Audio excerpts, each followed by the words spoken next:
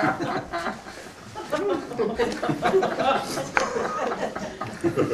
sorry. Welcome to the show that put the in personality and the harm in the word charm. Oh, and for you who are watching this on television, you might check your scheduling. We're considering changing the name of the program from New Intelligence to Idiot Entertainment. And for those of you who are watching on your radio, never mind. Won't do any good. And now the news. How men get to be like they are ordinarily.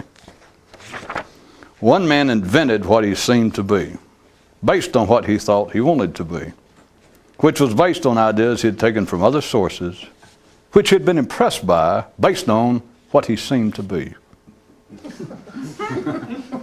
Seemingly a pretty sticky situation. But the horses on a carousel cannot be considered captives unless they cease to be wood and become conscious. Men enjoy believing that they invent themselves. It is such a pleasant notion at times when the sun is out, the weather's warm, and it seems as though the merry-go-round will go on forever. And who but the severest of soreheads would struggle to deny themselves the natural pleasure that comes from the dizziness? Men get to be like they are by being satisfied to stay as they are. And merely thinking about change doesn't count, in case you haven't noticed. According to one little repeated creation story, when the gods originally wanted man to be further from them, they didn't physically drive him away, but rather made him swallow a part of himself and not be aware of it. As he perceived the noose to be brought near him, one man declared, "I regret that I have but one mind to give to my liege." A statement which caused the executioner to scoff. "You fool, you dreamer, you do not even have that much to offer." There is yet another myth which says that in the hospital in which all men are born is a sign that tells clearly the purpose of life. But that after reading it, within those first few seconds of life, that, well, I'll just bet you can finish it up from there. You can't. One man's view of it is as follows: that men were given the ability to think primarily for reason A, and were also given the ability to think for reason B, which is to keep them mainly unaware of the existence of reason A. And now a related poem. Some people get it and some people don't. Few people get it and most people don't. Life may not be fair, but at least it's hard. If you do it right.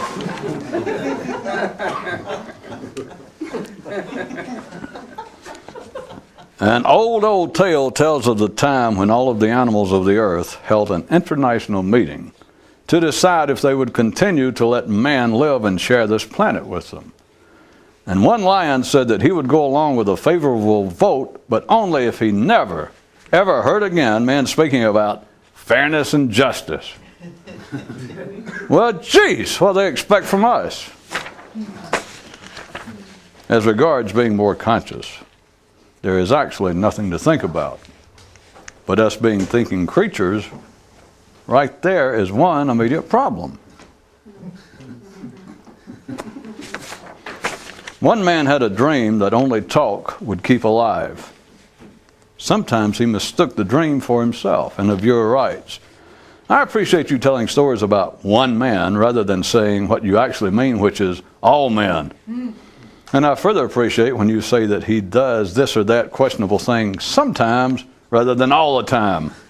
Appreciatively yours, one man." There is an absolute literal difference between those who think and those who know. And those who merely think never know it. And throwing open the closet door in his wife's bedroom, Zeus demanded of the figure hiding therein, "What do you mean, merely think?" No.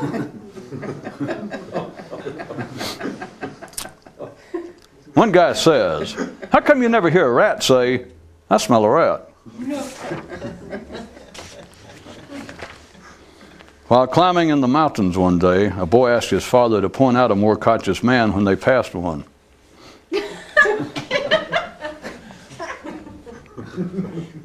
All stories do not have an ending like you would expect.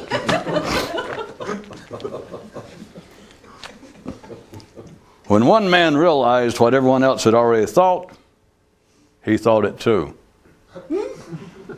It's hard to understand why some believe that things are falling apart. A stomach asked a brain, "How's it going?" And the brain replied, "Great. How's by you?" "Oh, just fine," said the stomach. "Well, that's good," said the brain. "Yeah, it is," said the stomach. And things became quiet as that about seemed to cover it.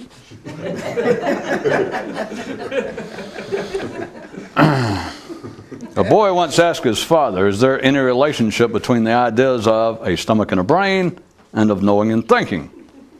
And the elder replied, "Have you been eating those metaphor berries again?" No. A proverb a day. Time. There are no private vices. If you're alive and it's something other humans do, then it couldn't be more public and common. A man who says that reason rules his life is a dunce. A man who says that he rules his life is the first man's idiot brother. The warden told all the prisoners, "You are not prisoners." Then they all believed him. Well, almost all. Today's travel news. If you're not going anywhere, it doesn't matter whether you know whether you're going or not. If you're not going anywhere, it doesn't matter whether you know where you're going or not. That's what I just said. And now today's theological update. Immediately after God gave Adam his thinking cap and threw him out of the garden, Adam began to wonder if God actually existed. And now backing up to update today's travel news.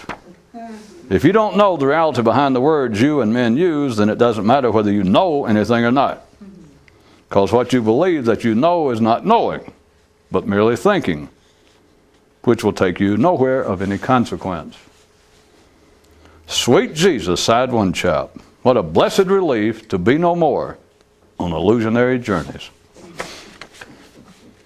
Quick, said a father to a son, what's the primary purpose of civilization? To make men serious, replied the oh so insightful son. One day while some mountains were exploring a boy and his father, a small peak said to a larger boot, if we pass a mental elevation that surpasses the normal thinking level, will you point it out to me? To which the latter replied, silly hillet.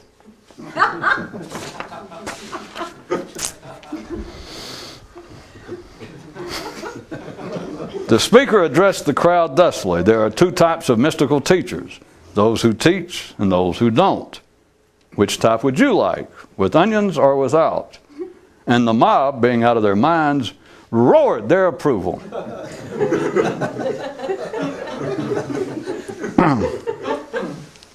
Well, just to make up for it, a crowd once addressed two mystical teachers thusly. What is more satisfying than to get things kind of balanced out at the end of a thing? If you merely think, then there are many little mysteries in life. But if you know, then there's only one, which is, why'd I ever start thinking in the first place? Is that rhetorical? Asked the lad. No, replied his dad, that was a pre-war Studebaker.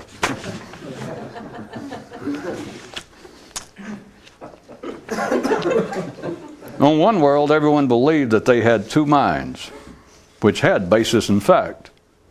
And yet still, they manage to misconstrue it to the point of uselessness.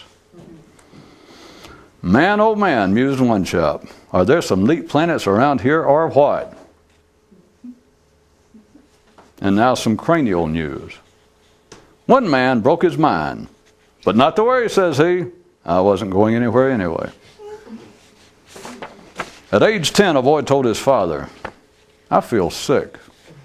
At age 20, the boy told his father, I really feel sick. And at age 30, said to his father, I am sick. And finally his father responded, no wonder. Look what you swallowed.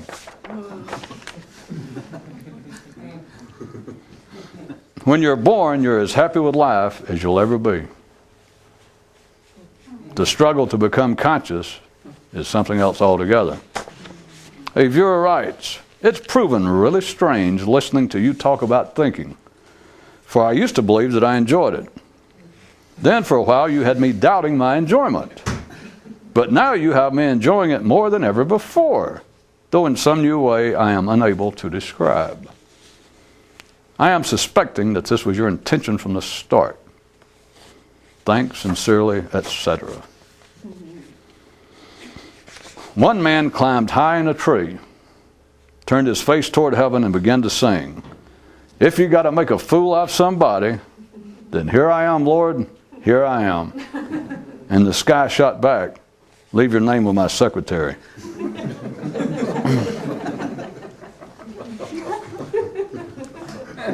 One legend says that long before there was the mortal effort to transcend man's normal state of consciousness, that a few men didn't even have a secretary, much less a tall tree in which to climb, what with their stunted internal upward growth and all. A certain man once attempted to contact God to complain about what some people were saying about the big guy. And in his prayers, in his mind, the reply he thought he received was garbled and difficult to understand. And the best he could make out seemed to be the words, leave your name and I'll get back to you. Stunted does as stunted is.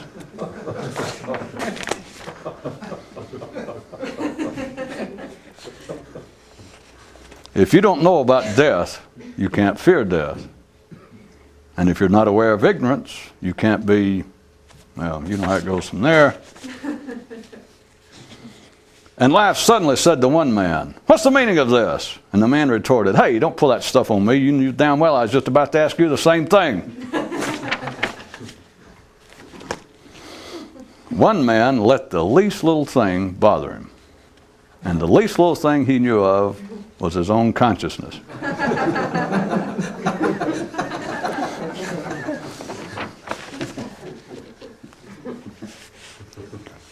To stay alive, all animals at some time have to hide.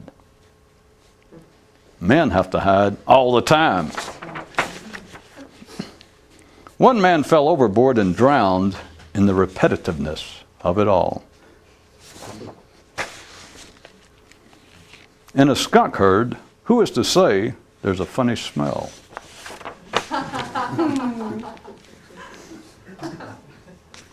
And finally, when one man heard this type of activity reproachfully referred to as the kind of cure that, if it works, will kill you, thought, God, I hope so.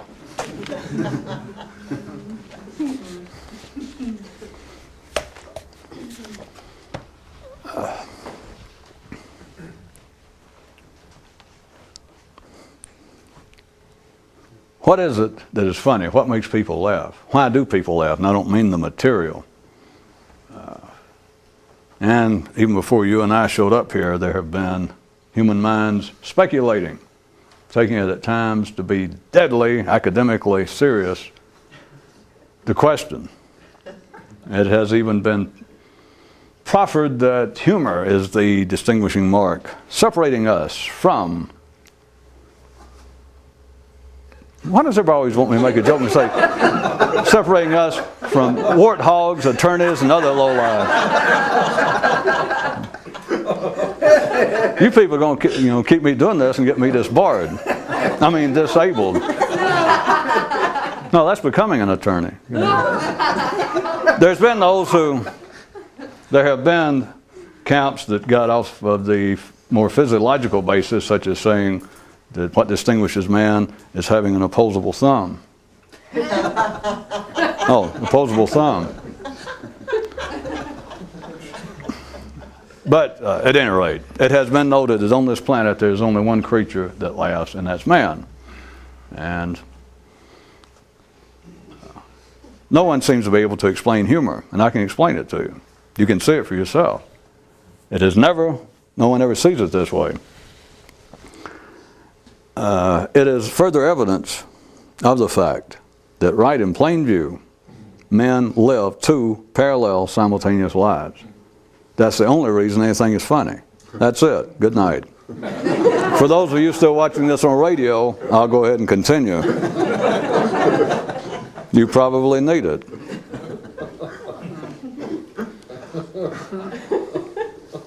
I have been describing over the last several weeks several ways to look at the fact that, not theoretically and not based on some notion I'm trying to promote, but simply a detailing of what's right in front of you, that the mind does not normally see, because the mind, or thinking, as it's normally referred to. I wasn't laughing, that was a suppressed cough. That what passes, what is normally called thinking, is one of the lives that men lead. And so thinking is never going to see it. You have to be able to unstunt your internal growth upward. You have to be able to climb into some new mountain range wherein you do not take the advice or the observations of mere buttes, much less a cliff. God forbid a plateau, but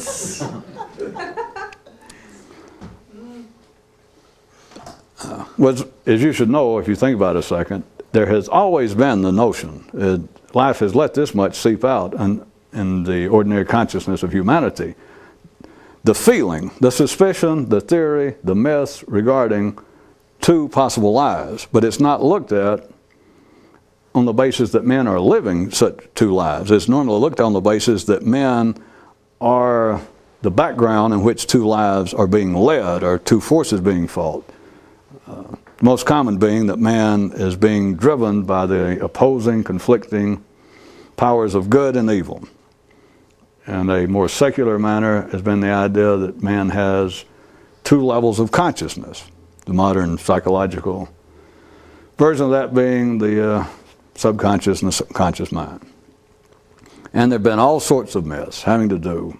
The Greek myth that man now is, because of a severe wound inflicted, severe wound, he was cut in two by one of the gods that got angry, and that man is wandering around, and that each person is actually just half a person of what you originally were. At any rate, it is everywhere.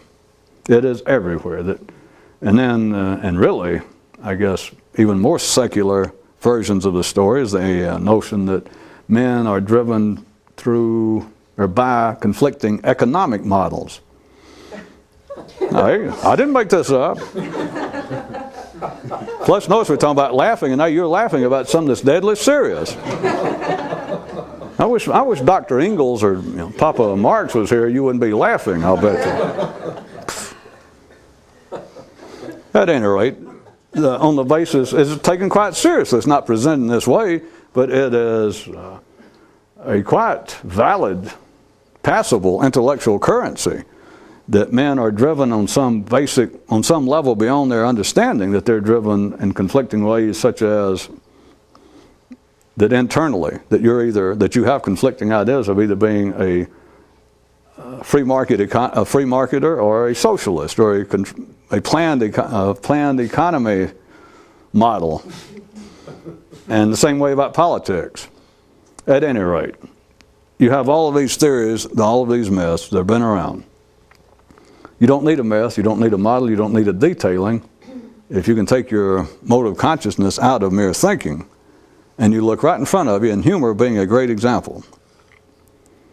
People continually laugh, and I have tried to point out to you that in one way, all humor ordinarily, all humor as engaged in by ordinary people, has some touch of hostility, of aggression. Why? That again is quite open. It's not some theory. It's just quite open. If you look in a certain way, as the test, as far as I can come up with one, if you want to see it again, is if you look at the punchline to any joke, you can find some aggression, just whatever strikes your mind. That, well, that's a little nasty. I wouldn't say that to my mother. And I don't mean that the words are profane, but that it's just, I wouldn't make a joke like that about my mother, let's say. You can find a bit of hostility, a bit of aggression. Just, if you just try, all you got to do is extract that, change the words around so that you take out that aggression, and surprise, surprise, it is not funny. Not at all. It's all gone. So what is afoot? That men are the only creatures who laugh, which was enough, but make it a little bit more interesting, that all humor, everything that makes man laugh, has some basis in aggression. What is funny is the fact that men are living simultaneous, parallel, twin lives. You're living a life of the mind and you're living a life of the body. If you're an ordinary sane person, the life of the body is ordinary and sane. Your mental life can be, shall we say, somewhat less solid, a bit more problematic in its stability and its ability to look after your own self-interest. Again, if you are a sane, ordinary person, you will some way get through 60 or 70 years regardless of what your mind does.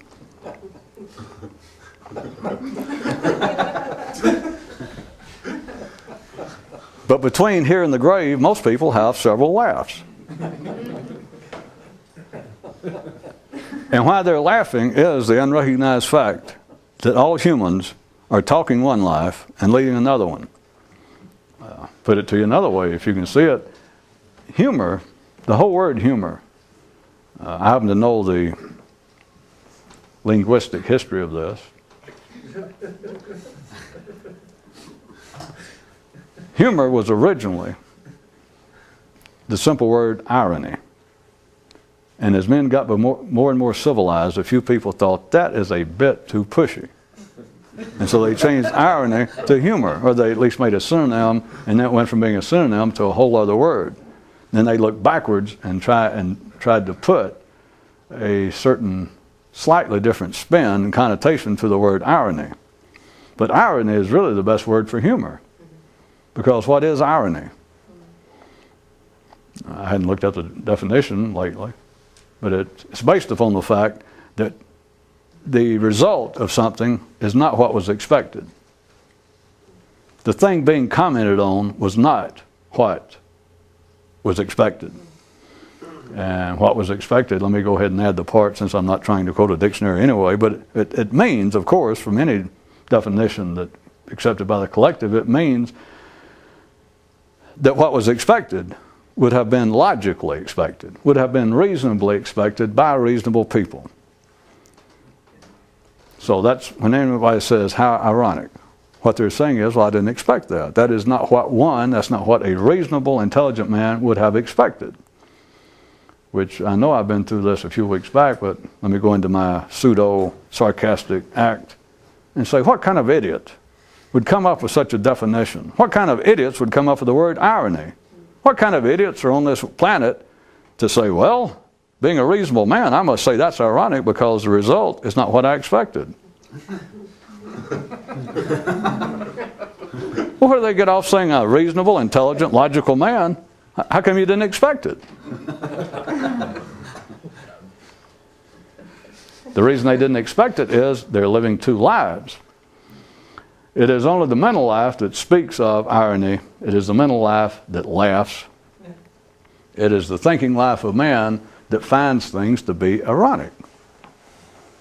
If, for the sake of our discussion, again, we're looking at man being cut into these two lives, which they certainly overlap, and they are not discrete.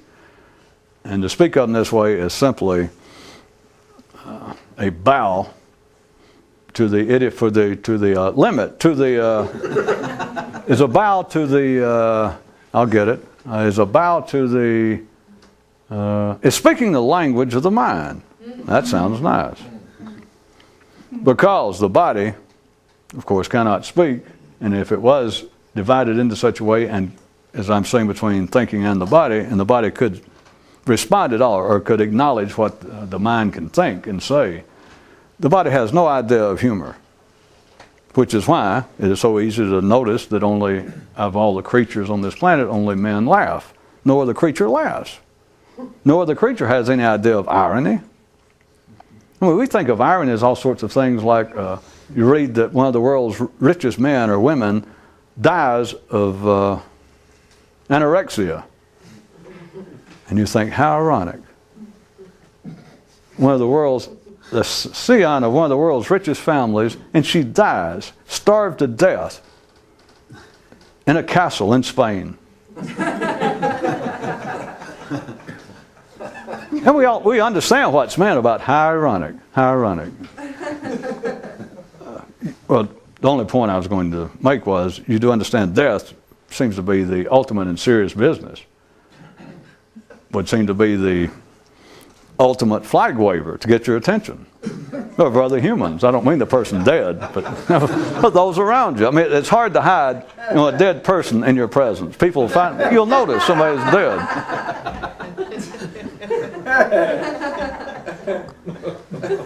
No animal, no lion, no dog, no bird walks past a dead, one of its family even. They do not walk past the dead. You can't see any sign of any animal stopping and looking down, and no matter how you try and translate it and analyze the look, get a still photograph and study it, you can't see any sign in the face if they walk by and see one of their fellow men, or like I said, one of their family members dead. You don't see any look like, how ironic.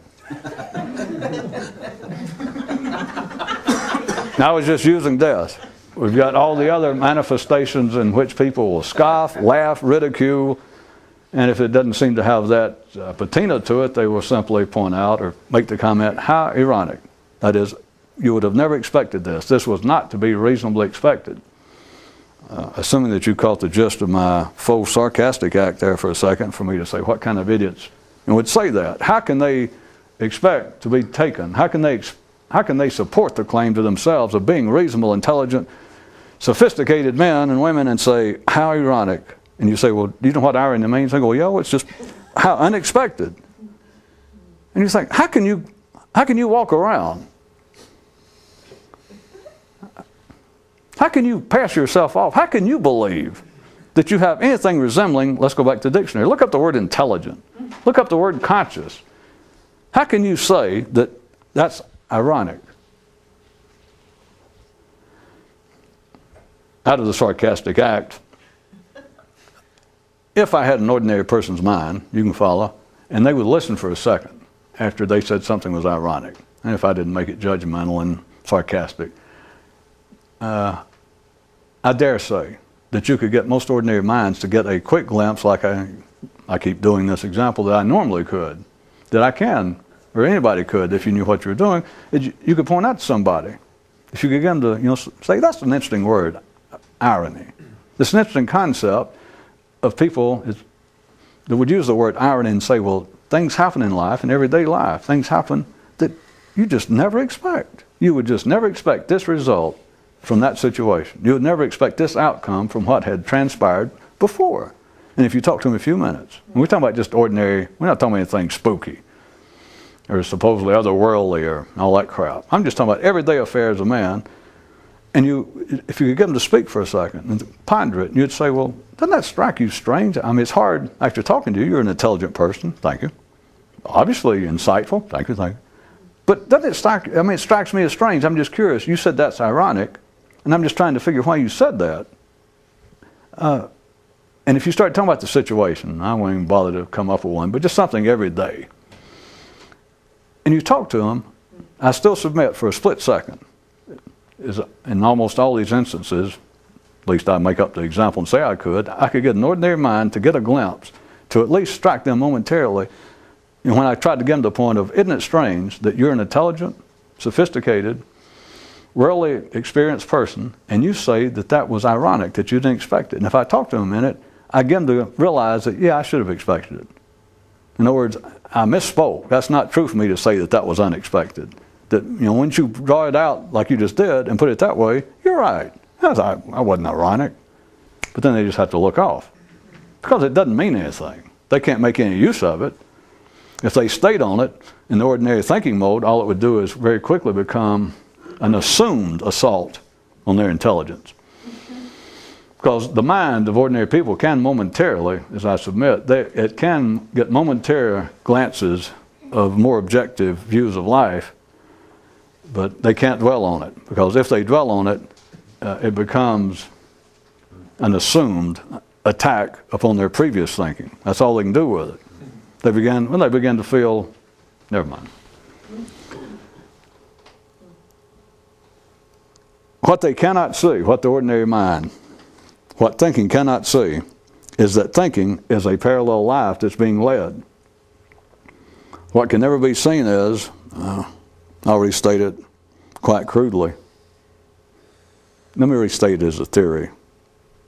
Because the FCC and all that crap. Here's my theory.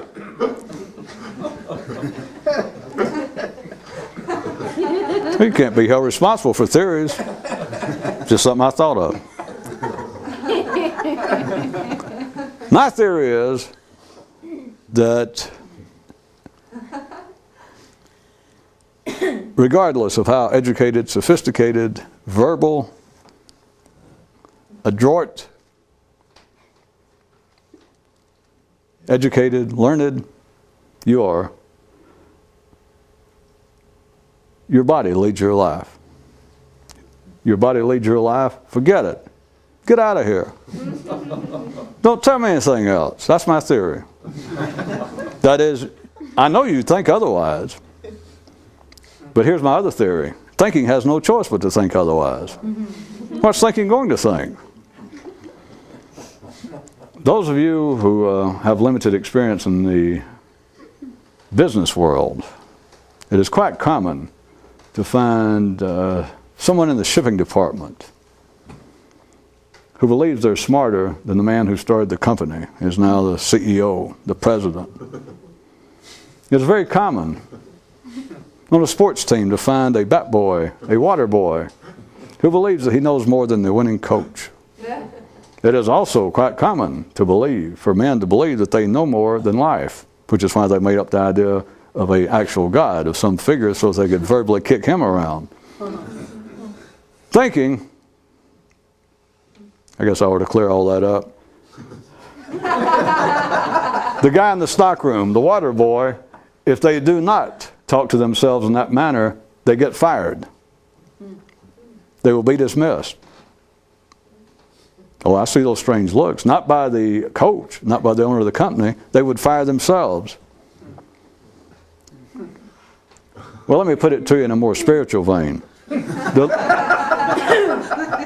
The lower you are down on the non-physical food chain, the more it's required that you blow smoke up your own ass.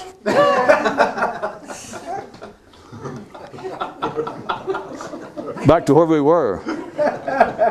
Thinking cannot see in any ordinary human. Thinking cannot see that it, constructively speaking, that it has nothing to do with the life you lead. I did say all this was my theory, right? Yeah, okay. If this theory were true, which is obviously a crackpot theory, if this theory were true, do you realize it would answer, again, every question that troubles such great institutions as theology, psychology, and all of human civilization? All human behavior, which has been described as ranging from inexplicable to severely inexplicable, would instantly be made explicable.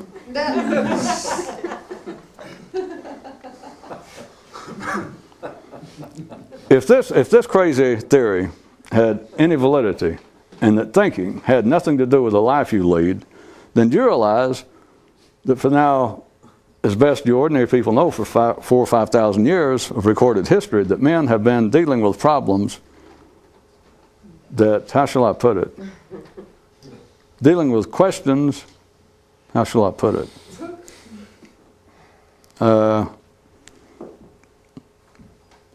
Don't exist, is that too strong?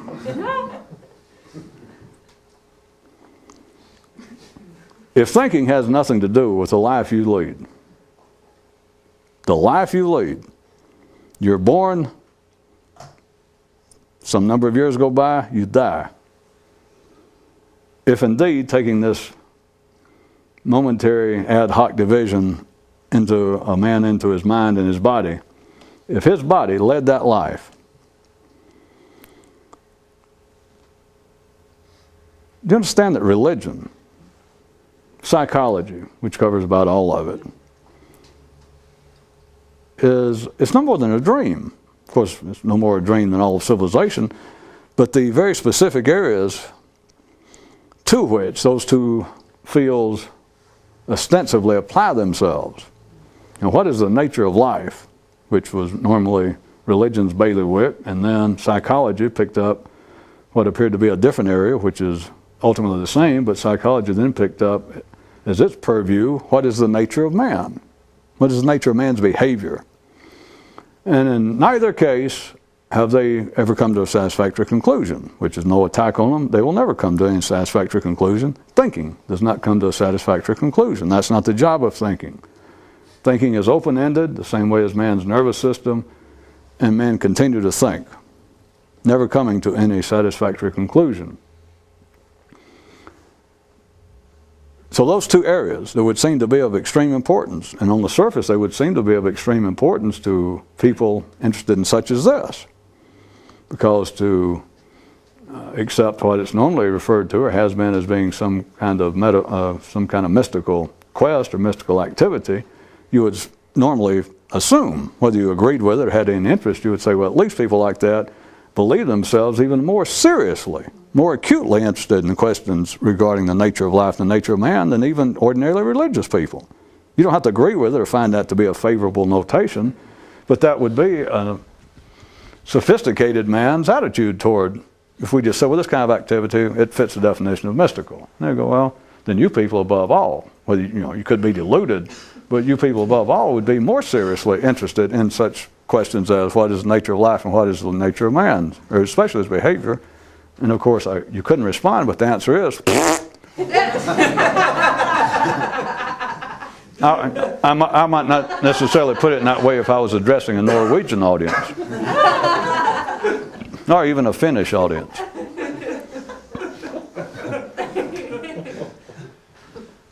It does appear that way. That is the history of humanity, that is the history of philosophy, that is the history of religion, and that is the history of each individual person who is wired up and caught up into this kind of activity.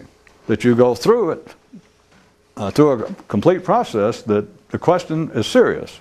And if the question is serious, that is, what is the nature? What am I, in words, what is the nature of life? What am I doing here? Why do people behave as they do? Why do I behave as I do? That not only are the questions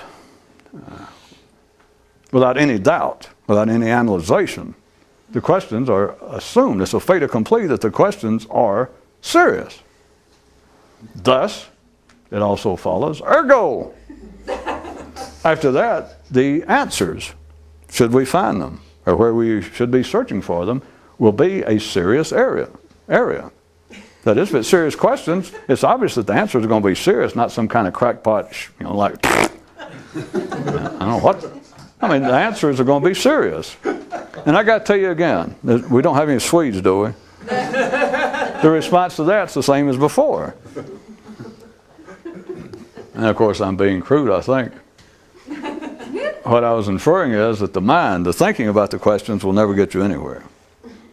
It's not a matter of whether the answer you come up with is or not, because the fact is you're never going to come up with an answer. So it doesn't matter if I go. And so anybody who took umbrage at that, it just shows that you still deal in faux umbrage. You got no basis. to be umbrellatized. Of course, I just heard somebody think, well, that's ironic.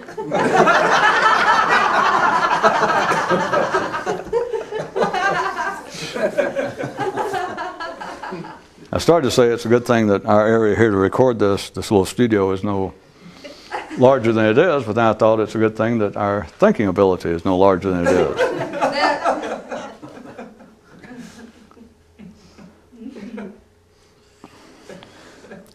Again, what if this absolutely insane theory of mine, it's just for today, by the way, I don't, in case anybody tries to turn me in, I'll deny it tomorrow.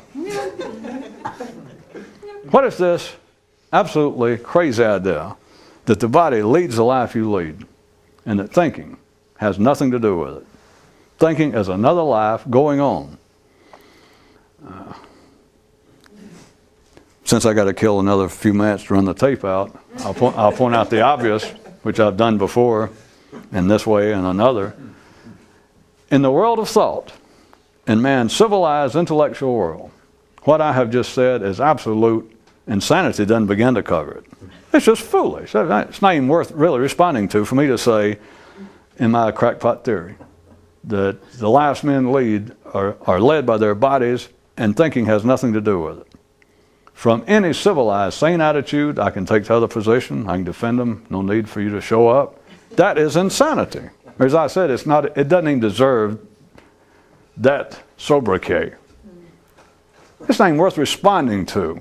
It's ridiculous. It's just meaningless. It's just silly. But who said that?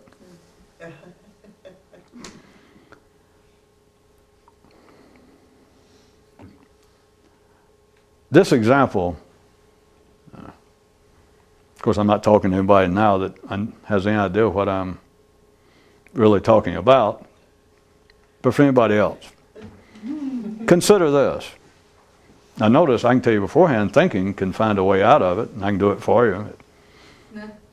Thinking can always find a way out of comparative examples, if nothing else, on the basis of, let's all say it together, irony, but never mind. We all know this. We all know this. A person through a trauma can be rendered unconscious. They can be put in a non-conscious state just based on medical terminology and diagnosis. And the person can live out their full appointed days, as they used to say in the Old Testament. They can lay there in bed and live 70 years and be no more conscious than a fill in the blank. They simply can live. You know damn well you can physiologically live and not be conscious. And again, an ordinary mind can dismiss that and say, well, you're being, again, extremely silly because such a person is not actually living a life. They're not up going to the theater and the movies and reading books. I know that. I agree. But everything they mention, remember this, is the life of thinking.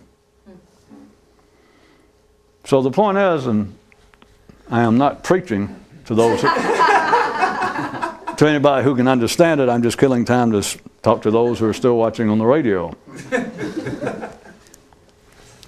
That you literally, it is no secret and no one can deny this, you literally, physiologically, physically can live and not have a mental life. Beyond that, in that example, any thinking person, I won't even bother to do it, any thinking person can dismiss that. While agreeing that, oh yeah, physically you can live out your years, but that's not living. That's not a human. I know, I agree. It's not a human life, but you can live. What are you going to call it? Well, it's a human life, but it's not lived fully. I know, half of it's gone. The parallel thinking life. But that one life is still there. Beyond that, we'll leave the hospital room of the catatonic person we're referring to. Of course, it's always hard to tell which room to leave or which one you're in, but that only has any practical use when you realize that you are a large metropolitan hospital and you are full of rooms in which lie catatonic bodies, worse yet, going by your name. You look around their wrist, and there's your name. And you go to the next room. I just thought I'd mention it to you. See a lawyer. Get out of town. Get well. Close up the hospital. That is only half a life. And ordinary people could dismiss it. But again, I'll point out, think about yourself. What is missing in such a life that even though you could live 70 years, be in fairly good health? Matter of fact, off the point for a second, but you do realize many people, many quiet, ordinary, middle-class, civilized people, if they were in a coma at the age of 70, would probably be in better physical shape than had they been conscious. God, is that ironic? Watch it. Do I have to repeat that? Many people, sane, decent people, the backbone of society and civilization, many people, were they unconscious? And we fast forwarded 60 or 70 years, right there at their death, or 60 or 70 years of them laying there in a coma, in a hospital room, bed. Would, all things considered, many people would be in better physical condition. Having been force-fed and just good sugar water and nourishing enemas, or however they feed them. They would be in better physical shape than had they led a fully conscious, civilized life. Again, I'll leave it if you want to think about that. All right. That is something to think about, isn't it, if you're out there listening on your radio? To ponder, assuming you hear that there could be just a whiff of validity to that, to think, you mean if I was unconscious, I'd be in better shape? God, it's frightening, isn't it? But think about this. Civilized adults are only frightened by real things. It's only children frightened by imaginary spooks. So if that actually frightens you, consider that. And don't pass it off as being ironic. Go, why does that frighten me? The possibility is if I were unconscious, probably 20 years from now, I'd probably be in better shape than I am now. Okay. Enough of that.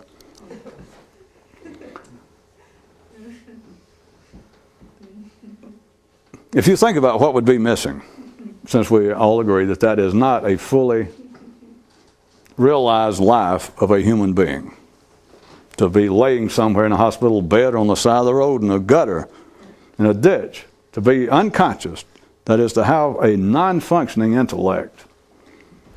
And there are people, you don't have to actually be catatonic, I assume you understand. There are people that, in one sense or the other,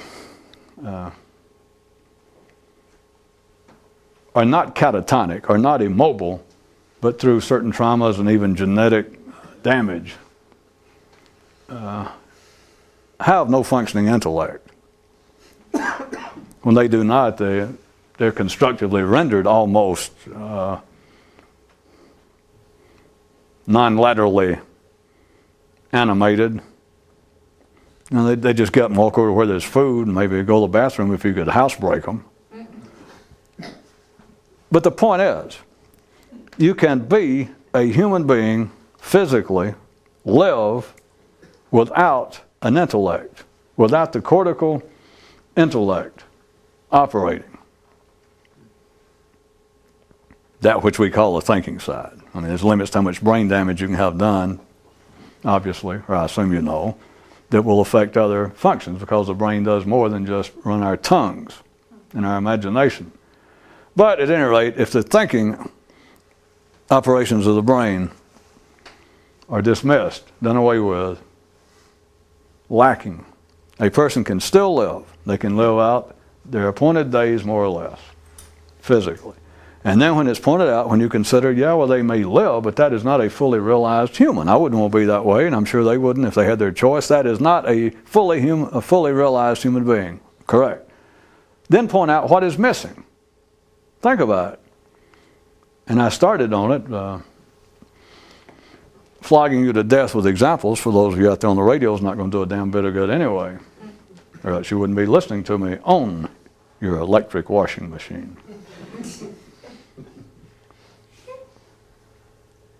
But if we all agreed, well, that is not the fully realized life of a human being. You cannot call that being alive in the human sense. Okay. What is lacking?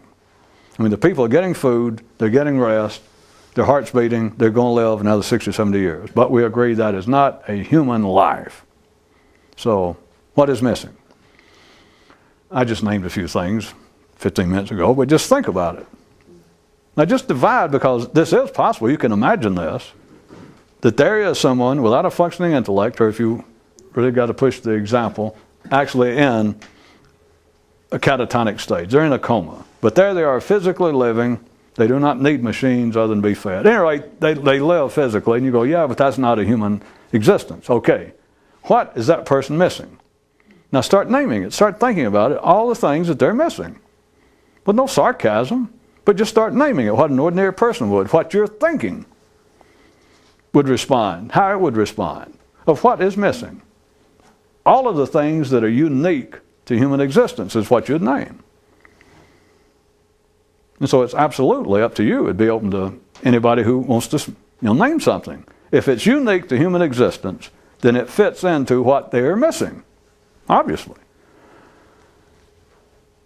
Then, the part that ordinary thinking absolutely loses it is then, after people, I let people name. If I was talking to somebody, if I was talking to all of human thinking, and they name all of the activities, all of the all the activities that body, that human, that mortal, that Homo sapien laying there without a functioning intellect, all that they're missing. If I let them name everything until everybody was satisfied, they named everything that's unique. Fine dining, sports, art, politics, economics. Anything you want to name, it'll fit. If it's unique to human existence, go ahead and put it on the list of the things that person's missing. Then we get through with the list. And here's the part that I'm suggesting, as always, that you can find something to use inside of your own consciousness. But ordinary thinking will lose it after that. If I say, well, notice that everything on this list that you named, which I can't disagree with that. That is what they're missing by not being conscious. That you've got a fine list here. Do you realize that everything on that list is a product of thinking? There might be a few people that would suddenly be struck, well, just momentarily on the fact, well, hell yeah, but so what? The rest of them would miss it entirely. In either case, it wouldn't do them any good. Because after that, if I was trying to push it, if I was trying to make selling some notion to ordinary minds, and after that, because they'd look curious, like, well, what's the point? Now I have to say, all right, here's the point. And there's no way to express this. This is the most common way, so I'm going ahead and do it. I would say, well, you realize that all of those things you named are products of thinking. There would be no opera, there'd be no politics, there would be no art, there would be no social life of man, there would be no gourmet dining.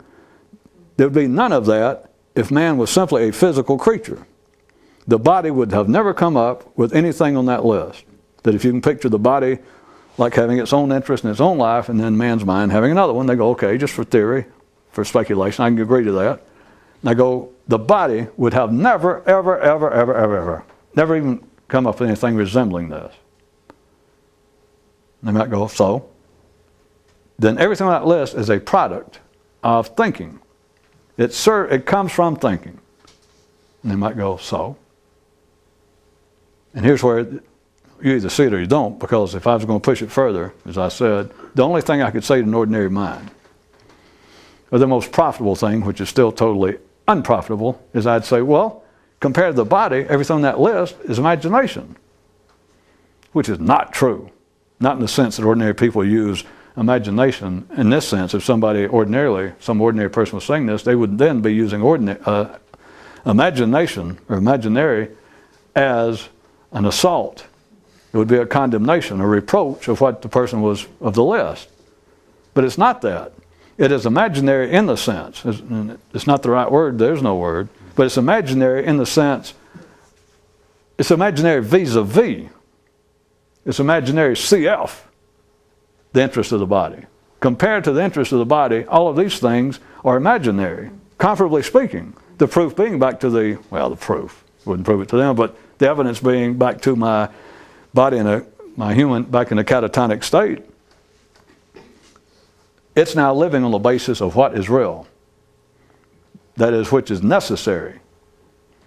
Perhaps be a better word, but still the mind, ordinary thinking would never get it, that everything on the list is unnecessary. Because then they'd say, well, you can say unnecessary, but we're back to, they'd blame it on me, or my example is, so we're back to your body, your human in a coma, that yeah, he's alive and he lived 70 years, but that's not a human life. That's not the life of a civilized person. I go, yeah, I know. So then they would say, well, now you're saying that everything on the list that makes man unique, all the activities in which he engages that are unique to him, you call them unnecessary. But then they would say, well, we're back to where we were before. You're just saying that we don't actually need it to live, but I'm saying we need it to live a full, civilized human life. And of course, as always, I think, why did I even talk to them? Does anybody see the basis of humor? I assume I've made my point. As always, it's very interesting to talk for 45 or 50 minutes to make one point and to see people leave. And of course, what used to be fun is to see people leave and realize that they had forgotten that I was going to make a point. Then sometimes throughout the years, I've seen crowds that here and there, somebody would even later think, or even while I was hanging around, go, wait a minute, you never did get to the point. Do you call that progress?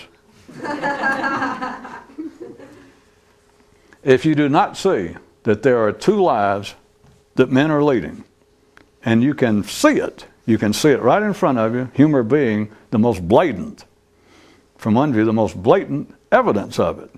You can hear it, you can see it, you can see people laugh and not even hear them. From a distance, you can see somebody, you know the expression, it's unique to man. Why are they laughing? At any time, why are they laughing? Let's go back to, in the Western world, the classic joke. Or it used to be considered the classic joke. Who was that lady I saw you with last night? That was no lady, that was my wife. Now, I've taken that apart before. Well, you can see the hostility. We're back to that. But consider past the hostility now. It still fits. Why is that funny to some people? That was no lady, that was my wife. It's because people live two parallel simultaneous lives. And marriage is a life of the mind. Marriage is not a life, of course, wife or husband could be turned the other way. That represents marriage, of course. What it is on the list of things, because a man or a woman laying in a coma will not get married. They will never ask, if you're waiting by the bed of this handsome man or this beautiful girl, expecting them to invite you into the institution of holy matrimony, you will be sorely disappointed. It will never cross their mind, which of course there's the trick. If you do not have a mind, there's no such thing as marriage. That joke, and I can take any other sense of, think about yourself, anything that's funny. You can see it, that if you take this analysis of it, if you start with the basis that men are living two simultaneous parallel lives, the life of the body and the life of the mind, then you can see what's being laughed at is the basis of irony, is why I said it should have been the real name for humor, because the mind is talking one thing. The mind is talking, yes, I'm married, I have a beautiful wife, I love to be married, I want to be married. The whole smear, that's just one aspect of civilization. I didn't single it out for any particular reason, but there it is. It is a prime aspect of civilization. Not just screwing, loving. Not just engaging in sex, engaging in marriage. Who was that lady I saw you with last night? That's no lady, that's my wife. That's a man commenting inadvertently. The people who laugh inadvertently. No one understands why it's funny. Oh, they could try to analyze, well, it means that the guy's now sick of his wife, or after being married, he decided, she's no lady. Or he's saying, you don't know her like I know her. Forget all that and put it in your head. That is the two sides of man laughing. That's one side. There's a man, it's humanity en masse, being aware of the fact, without being able to analyze it, that we're living two different lives. And the only thing that makes it funny is, oh, we talk marriage, but half of us know nothing about marriage. How ironic. Or put writ larger. Men are continually talking about civilization. That is, the output, the product of the thinking life of man. But then half of him has no interest in it. And so all the time he's talking about it, if somebody else is talking about it, they're a sitting duck for sarcasm, for somebody to laugh at them, or for it to be ironic. They catch a priest, a defender of the church, the sanctity of marriage, a celebrant, and they catch him with choir boys. And people go, you know, people who are not of that faith, perhaps they'll laugh and make fun of it, and somebody else will go, how ironic. There's nothing ironic. There's nothing funny. Well, the funniness is that there's two lives going on. That's funny in the same way that's no lady, that was my wife. That man, the body, is leading one life. Simultaneously, man is leading a life of the mind, and the mind is the one who's describing the life being led, and it's only leading half the life being led. And if you think, that's like walking around and you're naked half the time. You follow? Or you're walking around and you're half naked all the time. According to how you want to look at it. I got news for you. Let's say you're walking around half naked all the time, like you're dressed from this side, and over here you got nothing on. It's like you walk around like this, but all you got to do is slightly turn, or somebody from a different view get over here, and they find you ridiculous. Now, of course, forget physical. That'd be true physically. But again, to the non-physical world, that's why different groups of people find other groups of people, or people with different ideas, they find them funny. Different religion, different political view, or just individuals. You look at other people and you think, what a laugh. Get a load of that guy.